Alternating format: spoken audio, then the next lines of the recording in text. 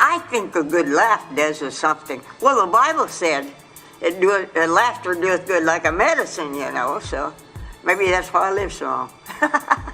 I'm always laughing. Of course, when we started church, why, I was the first youth what do you call him? Wasn't president. What did we call him back in those days? Leader, I guess you'd call him. Anyhow, I wasn't really the leader. I was the youth, you know, one of our local people. That's a long time ago to remember. I'm 91. I don't remember as good as I used to. Let's see. Well, we had some real good revivals, but don't ask me the name of the people because I can't remember. Well, Pastor Hart, when I got married, the general counsel was in Indianapolis, and he said to my husband, he said, "Come on and go." He said, "Go along." He says, and so we went. That was our honeymoon. Brother Hart took us on our honeymoon too. I always kidded him when we'd meet him. I said, "Didn't I go with you on a honeymoon?" And he said, "Yes." You know, and people look at me so funny. And I said, well, he took we went on the church's money. We had to pay our hotel. He didn't, but we did. But that's where I went on my honeymoon.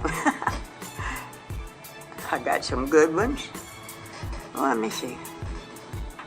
Philip Hogan was at our church for the first service he ever had after he got out of Bible school. We went up there a lot for the special services. And then some of them would come down to our church, especially the young boys. I went with a couple of boys out of the same family. Not long. I fly by night, you know. I never was ready to settle down, so. And I was going to tell you something that slipped my mind. What was I talking about? Well, we always had some kind of a special music every Sunday. And it wasn't always people that could sing very good either.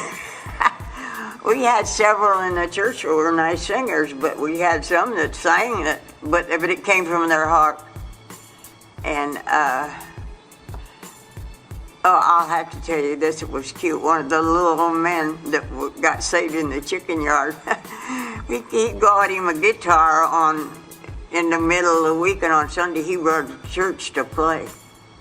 And you can imagine what he played, don't you? In just a couple of days, a middle-aged man, he just strummed. But he sang, and he couldn't carry a tune. But he sang, and everybody clapped, and he did it from his heart. You know, that's real worship when it comes from there. You can be a beautiful singer, but if you can't hear what the words are said, if you can't hear back there what he's singing about, he might as well shut up. And I used to be able to tell stories, and I could make a story. When I told the story in junior church, my kids were like just transfixed, you know. They loved it was a, you know, you know, when I tell stories, I like to use my hands and kind of act it out a little bit, you know, carry it on.